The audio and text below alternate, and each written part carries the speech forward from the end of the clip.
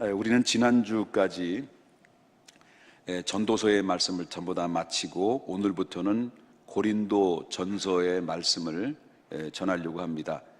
지난주에 여론을 좀 들어보니까 어떤 말씀을 듣기를 원하느냐 그랬더니 히브리서인 줄 알았더니 고린도 전후서를 듣고자 하는 분들이 꽤 많더라고요. 그래서 이제 이번 주부터는 고린도 전서 말씀을 통해서 함께 은혜를 나누고자 합니다.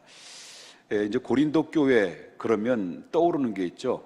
고린도 교회 그러면 상당히 문제가 많은 교회로 알려져 있는 교회라고 볼 수 있습니다. 여러분 고린도 전서를 전체를 보게 되면 고린도 전서가 16장으로 되어 있고 고린도 후서는 13장으로 되어 있습니다. 그래 도합 29장으로 구성이 되어 있는데요. 바로 여기서 한 교회를 향해서 29장이나 되는 이 분량을 할애하고 있다라고 하는 것은 그만큼 고린도 교회 안에는 정말 많은 문제들이 그 안에 있었다라는 것을 증명해 주고 있는 내용이라고 볼 수 있습니다. 그렇기 때문에 그렇다면 이 오늘 소개하고 있는 고린도 교회 안에는 도대체 어떤 문제들이 있기에 바로 바울 사도는 성령을 통해서 하나님의 말씀으로 주어진 29장 전체로 전 후서를 다해서 29장이라는 광범위한 분량의 말씀들을 증거할 수 있을 만큼 이 고린도 교회는 어떤 문제들이 있었는가라고 하는 것이죠. 교회 안에는 인간관계뿐만 아니라 파벌 문제가 셌습니다. 그리고 또한 갈등의 문제, 목회자와 성도의 문제, 그 다음에 은사 문제, 고소 고발 문제, 그리고 결혼과 음행의 문제, 우상의 문제, 또 헌금에 관련된 문제, 봉사 문제, 이단의 문제, 그 믿지 않는 자들에 대한 문제, 재림과 부활에 대한 문제, 그뿐만 아니라 바로 이단에 관련된 문제들이 그 고린도 안에는 모든 문제들이 다 집합이 된 것만큼 엄청난 문제들이 그 고린도 교회 안에는 얼룩져 있었다라고 하는 것입니다. 그렇다면 이렇게 생각할 수가 있잖아요. 아니 그렇다면 교회는 문제가 없어야 되는 게 아니냐, 왜 문제가 없어야 되고 거룩한 사람들이 모여져서 평화로워야 되는데 왜 교회는 문제가 있는 것이냐라고 이렇게 질문이 될 수 있겠죠. 오늘날에도 교회들이 문제가 있어요. 문제 없는 교회들이 없을 만큼 많은 문제를 통해서 교회 안에는, 현대 교회는 갈등을 가지고 있다라고 하는 것입니다. 그런데 여러분 잘 들으셔야 될게요. 교회는 완전한 사람들이 모여진 것이 아니라고 하는 거예요. 그래서 예수님께서 이런 말씀하셨어요. 뭐라고 말씀하셨냐면 누가복음 5장 31절부터 32절에 이렇게 이야기를 해요. 예수께서 대답하여 이르시되 건강한 자에게는 뭐가 쓸데없다는 거죠? 의사가 필요가 없고 병든 자에게라만 쓸데있나니 내가 누구를 부르러 온 게 아니라 그랬습니까? 의인을 부르러 온 것이 아니라 죄인을 불러서 회개시켜 구원하려 합니다 라고 하는 것입니다. 그렇기 때문에 교회라고 하는 것은 의인들이 모인 것이 아니라는 거예요. 완벽하고 거룩한 사람들이 모여진 것이 아니라 죄인들이 모여서 회개하고 예수 그리스도를 믿어 구원받은 그런 백성들이 모여진 곳입니다. 그렇기 때문에 정말 완벽한 사람들이 모여진 것이 아니라 구원받아 회개하고 구원받은 사람이 누구를 닮아가는 과정 속에 있는 사람들이 모여지는 거예요. 바로 그리스도의 형상을 닮아가는 과정 속에 있는 사람들이 모여지기 때문에 교회 안에는 바로 완벽한 사람들이 모여진 것이 아니라 불완전한 사람들이 믿음을 가지고 주님을 의지하고 하늘의 소망을 가지고 살아가는 사람들이 모여진 것이 바로 교회의 구성원이라고 하는 것입니다.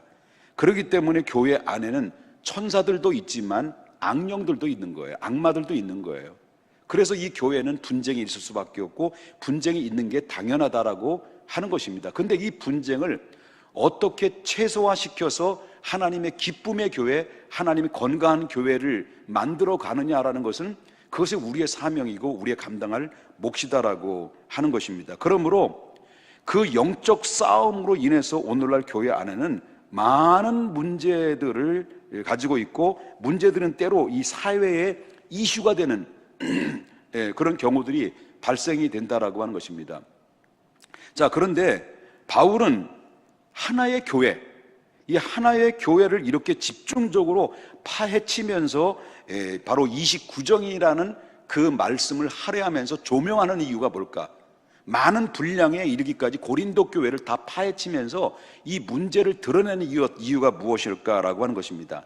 그 이유는 앞으로 그 고린도 교회 이후의 훗날에는 많은 교회들이 세워질 것인데, 그 고린도 교회처럼 똑같은 교회들은 문제가 있을 것인데, 그 고린도 전후서를 기록함으로 말미암아 그 전후서를 참고하게 되면 교회들이 어떤 문제가 있다 할지라도 그 교훈으로 보여주기 때문에 그 교훈을 삼아 최소화할 수 있는 그런 지침서가 고린도 전후서라는 것을 알려주는 의미가 담겨져 있다라고 하는 것입니다. 그래서 오늘날 교회들이 문제가 많으면 무엇을 보면 문제를 해결할 수 있는 실마리가 풀립니까?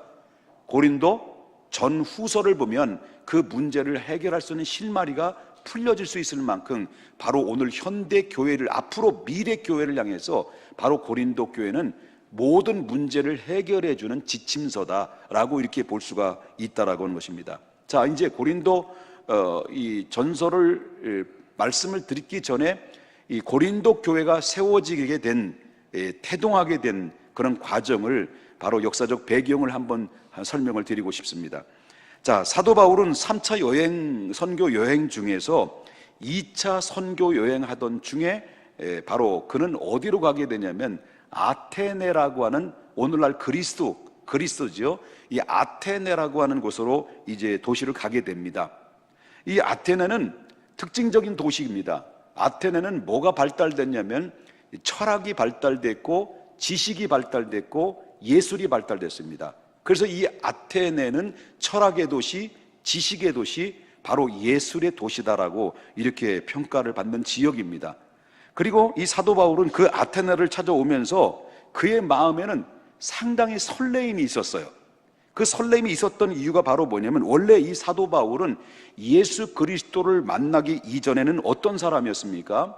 사도 바울은 예수님을 만나기 이전에 그 상황은, 그 사람은 헬라 철학에 정통한 사람이었습니다. 그리고 그뿐만 아니라 히브리 종교로 있어서는 정말로 완벽하게 통달할 만큼 이 사도 바울은 대학자라고 평가를 받은 사람입니다. 굉장히 실력가라고 볼 수 있는 것이죠. 그래서 이 어린 시절부터 자기 고향 다소에서 뭘 익혔냐면 바로 헬라 철학을 익혔어요. 공부를 했어요. 그리고 이제 나이가 청년이 돼서는 이제 예루살렘으로 유학을 가가지고 이제 히브리 종교를, 정통 종교를 연구하고 연마를 했다라고 하는 거죠.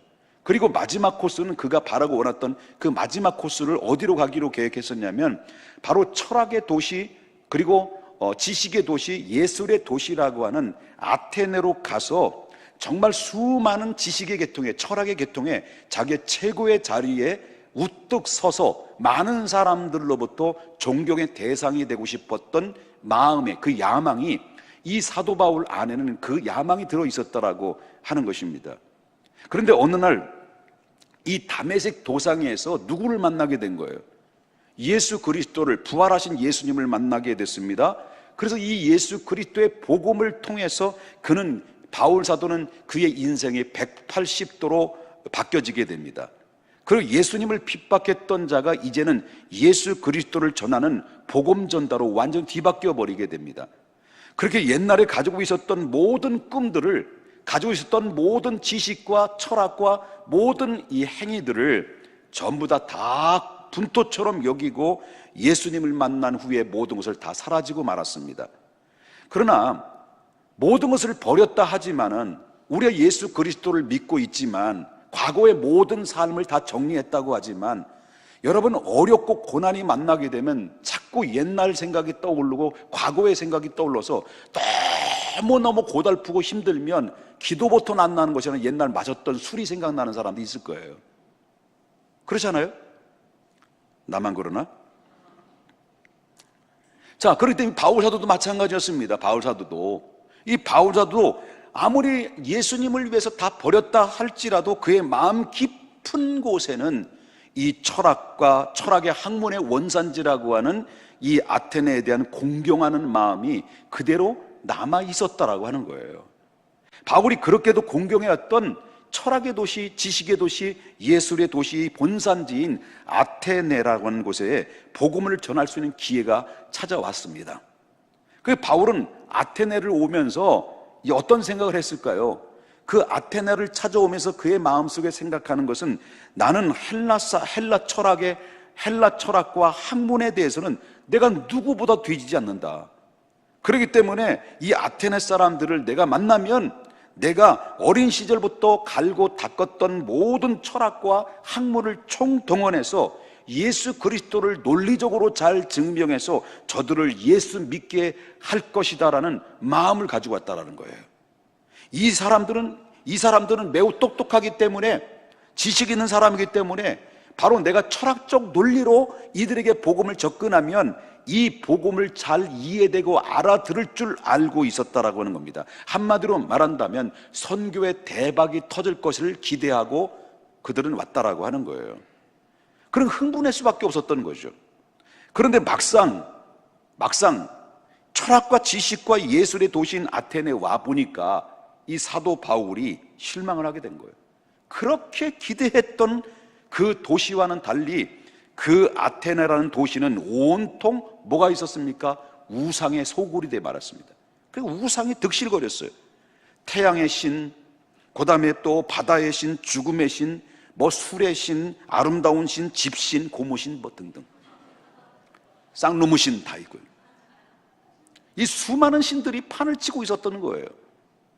그래서 그 아테네 도시의 한복판에는 뭐가 있었냐면 이 올림퍼스 산이 있습니다. 이 올림퍼스 산은 거기 안에 올라가면요 온갖 잡신들을 섬기는 예배의 그 온상이 되고 말았습니다. 그래서 아테네 사람들은 뭐라고 말하냐면 이 아테네는 신들의 고향이다 라고 할 만큼 그만큼 잡신들을 섬기는 도시가 되었습니다. 그뿐만 아닙니다. 거리거리마다 집집마다는 가정마다 신상을 세워놓고 많은 신들을 찬양하고 예배하는, 그만큼 우상숭배에 완전히 그 아테네라고 하는 살고 있는 지역에는 쩌들을 대로 쩌들었다라는 것입니다. 그뿐만 아닙니다. 이 아테네는 조각이 유명합니다. 예술이 굉장히 능통하기 때문에 유명한 도시이기 때문에 이 조각의 내용을 보게 되면 제우스 신, 비너스 신 이렇게 조각을 해놓고 그 조각들을 그들의 감상과 종교심을 복돋아 준다라고 그들은 생각했다라고 하는 것이죠. 그리고 조각도 거기에는 모든 신이 들어있다라고 하는 것이죠. 그런데 이 사도 바울은 기도하는 사람 아닙니까? 또 영안이 떠 있는 사람이 아닙니까? 그가 이 아테네를 도착하자마자 무엇을 느꼈을까요? 느낀 게 무엇일까요? 이 도시는 정말 우상이 가득하구나. 그리고 이 철학과 학문과 그 예술 뒤에 숨어있는, 아주 은밀하게 숨어있는 어둠의 권세가 바로 득실거리고 있구나라는 것을 그는 기도하면서 영안으로 깨닫기 시작합니다. 그것을 깨닫고 나서 바울의 마음속에는 강한 실망감이 찾아오게 되죠. 여기까지 이해되셨습니까? 그래서 바울은 너무너무 답답한 거예요. 너무너무 답답해서 평소에 마음 먹은 대로 이 아테네 사람들에게 가는 곳곳마다 이 철학적 관점에서 복음의 논리를 펼치면서 복음을 전하기 시작합니다. 그런데 놀라운 사실은요, 신기하게도 이 철학과 학문의 예술의 도시에 살고 있는 이 아테네 사람들이 지식의 사람이라고, 그리고 어떤 철학의 사람이라고, 예술에 능통한 사람이라고 수준을 높여서 그들에게 말씀을 증거했는데, 철학의 논리를 펴서 말씀을 증거했는데, 신기한 것은 저들은 하나님의 복음을 알아듣지 못한다라는 겁니다. 이해를 못했다라는 거죠. 바울은 지금까지 선교 여행을 하면서 도시마다 복음을 증거했을 때 단 한 군데도 실패한 적이 없습니다. 실패한 곳도 없었습니다. 그러나 이 바울은 유일하게 이 아테네에서만큼은 복음 선포하는데 완전히 실패하고 엄청난 좌절을 맛보게 되는 그런 아픔을 경험하게 되죠. 바울은 아테네에서 복음을 전하는데 실패한 이유가 뭘까요? 왜 그렇게 복음을 전하고 싶었던 아테네에서 왜 그는 좌절하고 완전히 나가 떨어질 수밖에 없었던 이유가 뭘까요?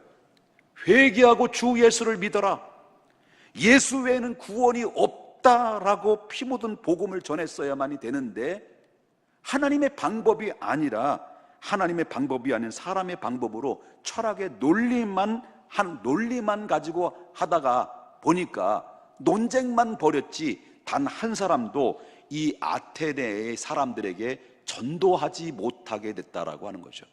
이게 바울 사도의 실패의 원인이다라는 겁니다. 지성인이라고 해서 위대한 예술가라 해서 구원받는 방법이 다른 게 아니라는 거예요. 그래서 결국은 다른 방법으로 복음을 전하다가 이 바울은 결국 실패하고 말았다라고 하는 거죠. 그리고 바울은 이 아테네에서 실패하고 나서 이제 어떻습니까? 깊은 시리에 빠지고 침체 늪에서 허덕이다가 결국은 어디로 갑니까? 고린도로 간 거예요. 이 고린도, 아테네에서 고린도라는 지역으로 이제 가게 됩니다. 이 고린도라는 도시는 어떤 곳입니까?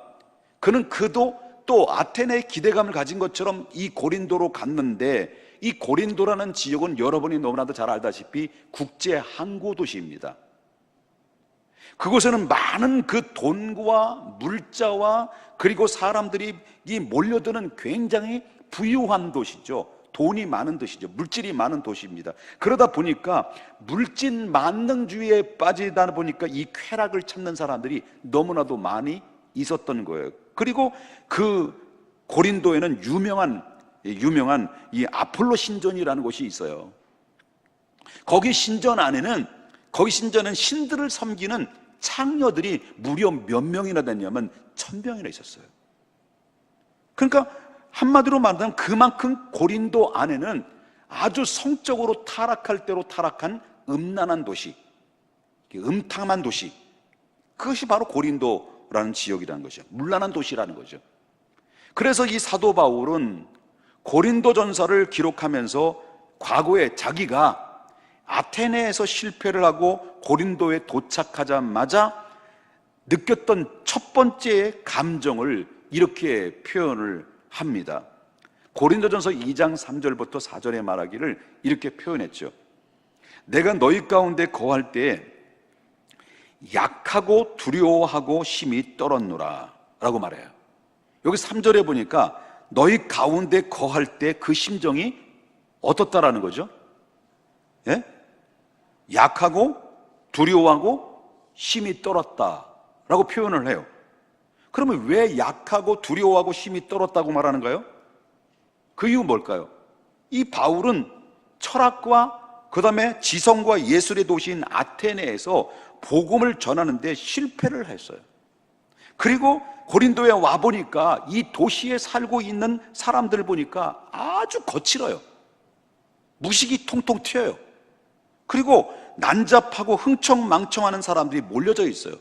그래서 이 사도 바울은 생각하기를 과연 내가 이 사람들에게 복음을 어떻게 전할 수 있을까라고 하는 이 생각에서 이 바로 그 가슴이 오그라지기 시작하면서요. 두려움이 밀려온 거예요. 그러니까 한마디로 말한다면 결국 그 사도 바울은 트라우마가 있는 거예요. 그러면서 이 사도 바울은 반성하고 고백했다는 거예요. 반성하고 고백했다는 거예요. 그것이 바로 4절에서 고린도전서 2장 4절에서 언급을 하죠. 뭐라고 말합니까? 내 말과 내 전도함이 설득력 있는 지혜의 말로 하지 아니했다라고 말을 해요. 다시 말한다고 한다면 내 설득력인 지혜의 말로 하지 않았다는 이 말은 무슨 말이냐면, 내가 과거에 아테네에서 그 사람들의 복음을 전할 때 바로 하나님의 말씀으로 성령의 인도함 따라서 주 예수를 믿어라, 예수 외에는 구원받을 수 없다, 피 묻은 복음을 증거하지 아니하고 자기 생각과 자기의 철학의 논리로 하나님 말을 전했다가 실패하고 말았다라는 결론을 자기가 잘못 전했다라는 말을 하고 있는 거죠. 그렇기 때문에 교회 안에서의 사람들이 바뀌어지고 있는 것은 바로 사람들의 사담이나 사회적인 어떤 지식을 전해 들어서 사람들이 바뀌어지는 게 아니라는 거죠. 하나님의 말씀을 들어야만이 바뀌어지는 거예요. 왜 하나님의 말씀을 들어야 했습니까? 하나님의 말씀은 살아있기 때문에 그렇습니다. 하나님의 말씀은 생명이 있기 때문에 그렇습니다. 그 사람의 영혼을 살려낼 수 있는 엄청난 능력이 성경 안에 들어있기 때문에 교회 안에서는 선포되어야 될 것이 바로 무엇이냐면 사회적인 말이 아니라, 세상적인 말이 아니라, 지식이 아니라, 전공적인 말이 아니라, 철학적인 말이 아니라 성경의 말씀을 들어야만이 사는 겁니다. 그래서 이제는 고린도의 만큼은 온 힘을 다해서 자기가 어떻다라는 거예요. 뜨겁게 성령을 증거하고 십자가를 입증해야 되는데, 그런데 문제는 두려움이 눌러서 복음을 전파할 힘이 없었다는 거예요. 그 이유가 뭘까요? 바로 아테네에 대한 뭐가 있었다는 거예요? 그 마음속에 트라우마가 있었던 거예요. 그래서 이 고린도 거리에 나가서 단 한마디도 이 바울 사도는 전하지 못했던 거예요. 고린도 교회 갔는데도 불구하고. 그래도 고린도에 왔는데, 밤이 되면 자야 되고 배고프면 먹어야 되잖아요. 그래서 이 전도는 못해도 밥을 먹어야 되고 잠을 자야 되는데 돈이 없는 거예요. 바울의 일행은 돈이 없는 거예요. 그래서 바울에게는 원래 뭐가 있었냐면 직업이 있었어요. 원래 직업이 바로 뭐냐면 텐트를 만드는 거예요. 그래서 여러분 이 18장, 오늘 본문의 18장 3절에 보면 이렇게 얘기해줘. 뭐라고 내죠? 생업이 같음으로 함께 살며 일을 하니, 그 생업은 뭘 만드는 거예요? 천막을 만드는 거죠. 사도 바울은 원래 천막을 만드는 기술을 가지고 있었어요. 그럼 이렇게 생각하죠. 아니, 사도 바울은 유명한 사람 아니냐, 바로 대학자가 아니냐, 그런데 천박한 직업을 그렇게 가질 수 있겠느냐라고 할 수 있을지 모르지만은, 그때 당시의 경우에 보게 되면요, 1인 1기라고, 다시 말한다고 한다면 어렸을 때부터 한 사람이 한 가지의 기술을 가져야만 하는 그런 전통이 있었어요. 그래서 늘 그 사도 바울은 그 어렸을 때부터 한 가지의 기술을 익혔는데, 그것이 바로 뭐냐고 말한다면 이 천막을 만드는 거였습니다. 대학자임에도 불구하고 이 천막을 만드는 기술을 가지고 있었던 건데, 그래서 이 고린도에 와서 당장 먹고 살아야 되니까 이 천막을 만드는 기술을 발휘하는 그런 때가 찾아오게 된 거죠. 그래서 이 고린도 시내에 돌아다 보니까 이 도시의 인구들이 많은 줄을 알았지만은, 아니 거리마다 말이에요, 사람들이 얼마나 많이 있는지 바로 사람에 치이는 거예요. 넘쳐날 대로 넘쳐난 거예요. 잠자리를 찾지 못해서 사람들은 거리를 방황하는 사람들이 많이 보게 된 거예요. 그 이유가 뭘까? 이 고린도 도시 안에는 이렇게 왜 많은 사람이 길을 배회하고 잠자리도 구하지 못하고 지금 사람들이 이렇게 많은 사람이 돌아다니고 있을까라고 보니까, 거기 이유에 대해서 여러분 사도행전 18장 2절에 이렇게 언급을 합니다. 피곤하신 분들은 주무셔도 됩니다. 오늘은 첫 설교이기 때문에 저도 긴장하고 이제 내일이 아니라 다음 주부터는 이제 쉽게 전달이 될 건데, 어떻게 이제 이해가 되는 거예요? 피곤하시면 주무셔도 됩니다. 근데 눈 뜨고 주무셔요. 어디까지 얘기했지? 자, 18장 2절 보겠습니다. 자, 아굴라라 하는 본도에서 난 유대인 한 사람을 만나니, 글라우디오가 모든 유대인을 명하여 로마로에서 떠나라 한 고로 그가 그의 아내 브리스길라와 함께 이달리아로부터 새로 온지라. 바울이 누구를 만났다는 거예요? 그 아굴라와 브리스길라 부부를 만나게 됐다라고 하는 거예요. 자, 바울은 고린도에서 두 사람을 만나게 되는데, 아굴라 브리스길라라고 하는 이 부부를 만났는데, 놀랍게도 원래 이 두 사람은, 이 아굴라 브리스길라라는 이 두 사람은 원래 이 고린도 사람이 아닙니다. 본도 출신인 유대인입니다. 근데 이 두 사람이 로마로 이민을 간 거예요. 그래서 천막 사업을 했던 거예요. 그런데 사도행전 18장 2절에 보니까 이 로마의 그 글라우디오 황제가 바로 이 로마에 살고 있는 유대인들은 전부 다 로마를 떠나라 라고 추방 명령을 내려요. 그래서 이 로마에 살고 있었던 유대인들은 전부 다 뿔뿔이 흩어짐에 따라서 수많은 유대인들이 어디로 몰려들게 되냐면 무역 항구라고 하는 고린도라는 지역으로 몰려드는 거예요. 그러니까 사람들이 어마어마하게 많은 거죠. 그러다 보니까 이 고린도 거리에는요, 거리마다 사람들이 넘쳐나게 된 거죠. 자, 갑자기 사람들이 넘쳐나니까 어떤 일이 벌어질까요? 이들이 잘 곳이 없는 거예요. 잘 곳을 구하려니까 어떻습니까? 그래, 천막이 필요하잖아요. 천막이 필요하니까 완전히 그 천막을 장사하는 사람들은 그게 대박이 터진 게 된 거죠.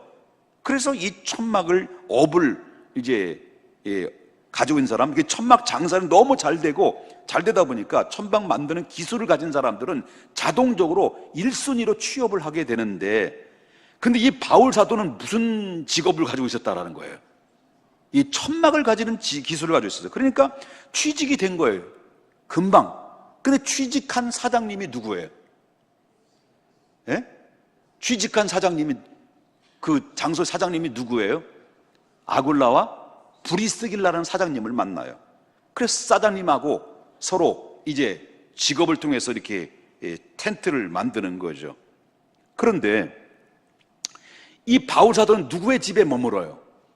아굴라와 브리스길라라는 집에 머물면서 같은 직업을 이렇게 일을 하게 되다가 그 집에서 머물고 있다면서, 그러면서 이 바울 사도가 이 부부에게 누굴 전했을까요? 뭘 전했을까요?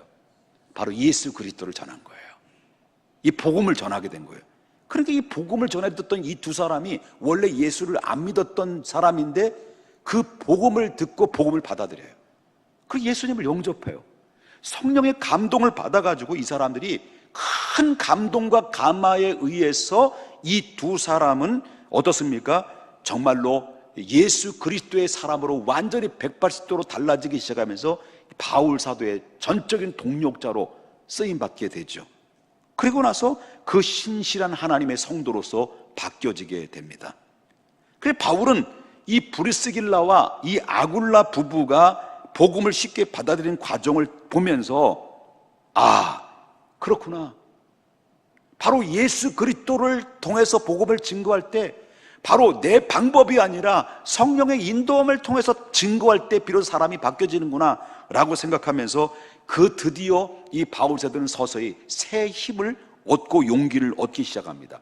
그리고 그때부터 고린도 지역으로 샅샅이 뒤지면서 복음을 증거하는데, 웬걸이죠, 아테네와는 달리 아주 방법은 하나님의 방법으로 증거했습니다. 자기 지식과 철학의 논리가 아니라 아테나와 달리 하나님의 방법으로 성령이 이끌림을 따라서 감동받는 대로 그냥 전파한 거예요. 그런데 놀라운 사실은 아주 뜨겁게 이 겸손한 이 복음을 고린도 사람들이 힘있게 전하다 보니까 많은 그런 역사들이 일어나게 되고 고린도의 성도들을 얻게 되죠. 많은 고린도의 성도들을 얻게 되는데, 그 성도들이 모아졌어요. 성도들이 모아져 가지고 교회를 세워졌는데, 그 세운 장소가 누구의 집이었을까요? 난 시간 많아요. 예? 그 고린도 교회가 세워진 그 집이, 그 장소가 어디였을까요? 아굴라와 브리스길라. 여러분, 이렇게 하나님이 주께서 쓰시겠다 할 때 이렇게 내놓을 수 있는 그 아굴라와 브리스길라 같은 사람들이 여러분 다 되셔야 됩니다. 그렇게 축복을 받으셔야 될 줄 믿습니다. 이 사람은 내놓은 거예요. 그래서 이 브리스길라와 아굴라 집이 고린도 교회가 시초가 되기 시작한 거죠. 그래서 그때가 바로 AD 51년경이었습니다. 자, 이렇게 되다 보니까 이 부부와 바울의 만남은 정말 우리가 어떨 때 보면 우연일까요? 섭리일까요? 우연일까요? 섭리일까요? 사람들은 우연이라고 말할 수가 있어요. 이 부부를 만나기까지는 어떤 일이 있었습니까? 아까도 소개했습니다만 로마의 황제에 의해서 유대인들을 추방 명령을 통해서 내린 사건에 벌어지면서 정치적으로는 그렇게 이해를 해야 되겠습니다만은, 그러나 이들이 바울과 이 부부를 만나게 된 이 구원자적 관점으로 볼 때는 그것이 아니라는 거예요. 바로 하나님은 바울과 이 부부를 만나게 하려고 세상 역사를 바꾼 거라는 거예요. 그 세상 역사를 운행하셨다라고 하는 거예요. 바로 글라우디오라는 이 황제를 마음을 움직여서 바로 이 바울, 이 아굴라와 브리스길라를 이 고린도로 보내고 이 사도 바울이 침체에 있는 사도 바울을 만나게 해서 바로 거기에 중요한 지역인 고린도 지역을 복음화 시키려고 하는 하나님의 바로 역사가 운행됐다라고 하는 것을 우리가 보게 된다라는 거죠. 영적인 사람들은 항상 우리의 입에 나오는 말이 이건 우연이야 라고 말해서는 안 됩니다. 하나님의 섭리야 라고 말해야 되는 거예요. 여러분, 이 고린도 교회 개척을 하고 나서 이 바울이 열심히 그때부터 이제 힘을 내서 복음을 증거하게 된 겁니다. 그러나 예수 안 믿는 유대인들로부터 근데 뭘 받아요? 또 공격을 받아요. 바울 사도이 너무 고난을 많이 받았어요. 그래서 6절을 보게 되면 6절에 뭐라고 나와요? 그들이 대적하여. 그들이 누구예요? 그들이 누굴까요? 거기에 고린도에 와 있는 유대인, 같은 유대 민족들이죠. 가장 외국에 가면 가장 골치 아픈 것이 같은 민족끼리예요. 중국은 안 그렇습니다. 중국은 자기 민족을 감싸요. 우리 한국 사람들은요, 아주 못 잡아먹어서 한이 맺힌 사람들이에요, 서로. 근데 유대인들이 특징이 똑같아, 이게. 그래서 유대인들이 바울 사도의 복음을 증거하는 것을 적극적으로 반대하고 있던 사람들이었습니다. 그래서 그들이 대적하여 비방한 것을 바울이 너무 열받아가지고 옷을 털어버리면서 이르되 너희 피가 너희 머리로 돌아갈 것이요 나는 깨끗하니라 이후에는 이방인으로 가리라 라고 하면서 툴툴 털어버렸다는 거예요. 이제 바울은 유대인에 대립하게 되는데 유대인들이 조직적으로 공격을 해요. 또 그러니까 바울의 마음은 또다시 두려움이 밀려오기 시작해요. 그래서 사도 바울은 고린도를 떠날까 생각하고 결심하는 그런 가운데 있는데, 놀랍게도 내 인생은 내가 가는 게 아니라는 거죠. 사명자는 내가 가는 게 아니라는 거죠. 놀랍게도 바울은 고린도 교회를, 고린도라는 지역을 떠나고 싶었는데 갑자기 주님의 음성이 들려왔어요. 그러면서 18장 9절에 이렇게 이야기해요. 밤에 주께서 환상 가운데 나타나셨어요. 그리고 바울에게 말씀하시면서 바울에게 뭐라고 얘기했을까요?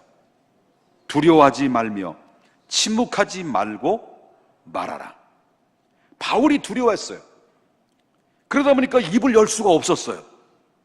침묵하게 되었어요. 말할 수가 없었어요.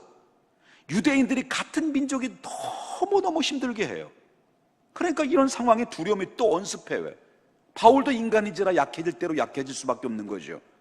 그때 하나님이 넘어질 듯 쓰러질 듯 포기할 듯한데도 불구하고 하나님이 바울에게 찾아오셔서 뭐라고 말합니까? 바울아, 두려워하지 말며 침묵하지 말고 가서 말하라.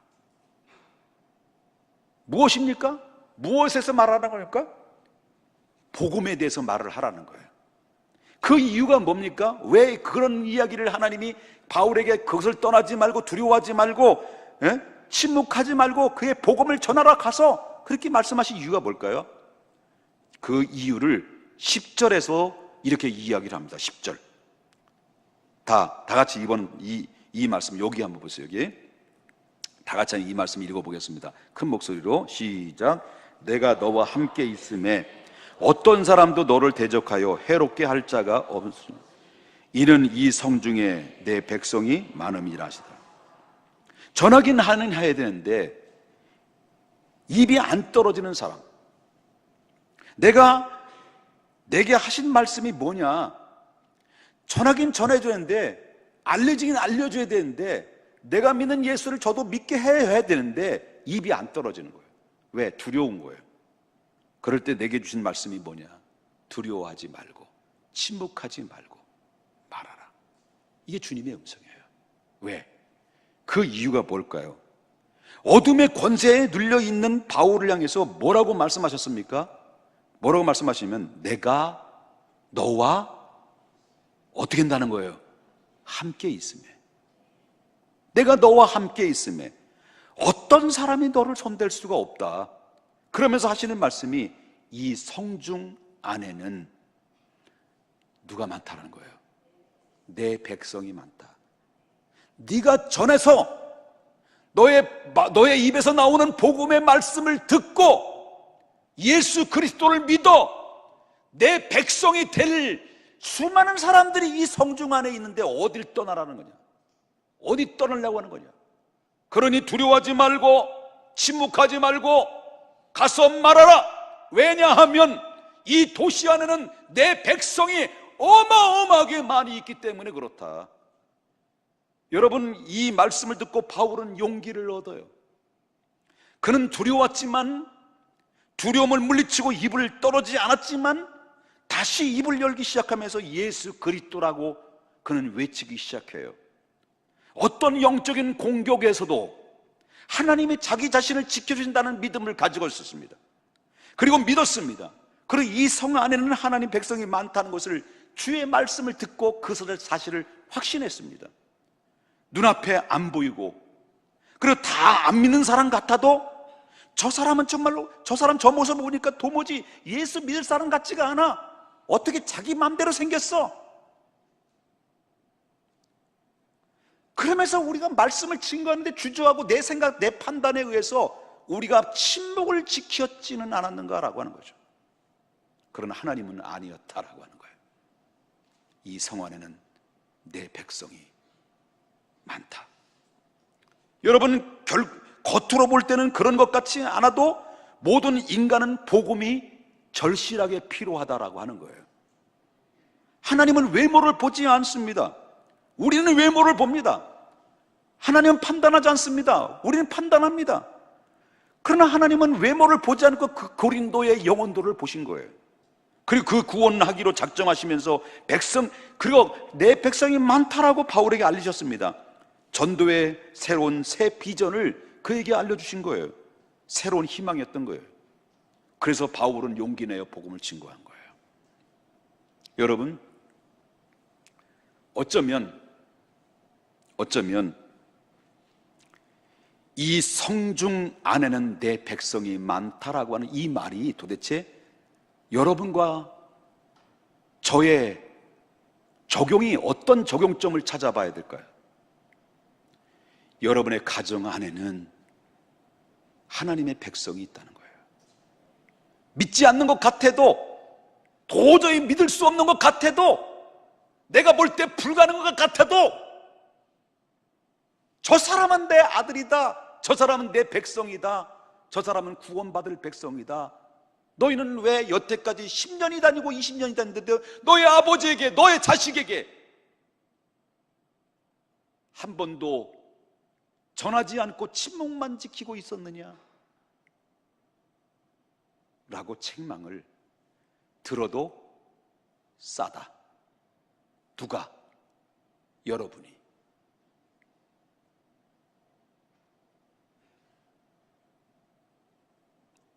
그렇죠? 하나님이 우리와 함께 하실 텐데 두려워하지 마라. 너는 침묵하지 마라. 나가서 침묵하지 말고 말하라. 이 말 앞에 우리는 계속 침묵만 일관됐습니다. 때가 되면 나오겠지. 때가 되면 나오겠지. 여러분, 우리 가정 안에뿐만 아닙니다. 이 평택의 도성 안에는, 이 비전동 이 안에는 하나님의 예비한 백성들이 얼마나 많이 있는지 몰라요. 왜? 근데 저들이 주님 앞에 돌아오지 않습니까? 나가는 자가 없습니다. 침묵하는 자가 많기 때문이었습니다. 나가는 자가 없기 때문에 누가 나갑니까? 이단들이 나가는 거예요. 예? 우리가 침묵하니까 누가 입을 엽니까? 잘못된 이단, 사망의 길로 인도하는 이단들이 판을 치면서 십자가를 져보지 못한 인간들이 자기가 하나님이라고 외치라고 증거하면서 거짓 복음을 증거하는데, 여기 회개해야 되는 거 아니냐는 거예요. 여러분, 내가 너희와 함께 있으며 어떤 사람이 너희 손댈 수 있겠느냐? 이 성중 안에는 내 백성이 많다. 그러므로 너희는 두려워하지 말고 침묵하지 말고 말하라. 이 말이 여러분이 하나님이 주신 음성으로 받아야 돼요. 받아야 돼요. 이것이 우리의 사명입니다. 그리고 나서 바울은 힘을 얻어서 복음을 증거하기 시작했고, 그래서 얼마 동안 고린도에 머물렀습니까? 이제 11절 마지막으로 한번 보겠습니다. 11절 시작. 1년 6개월 머물며 그들 가운데 하나님의 말씀을 가르치니라. 이것이 바로 고린도 교회에 태동하게 된 출발점이라고 하는 겁니다. 오늘 고린도 교회의 역사적인 배경을 이해하면서 이제부터는 다음 주부터는 우리 본격적으로 고린도를 향해서 여행을 가십시다. 기도하겠습니다.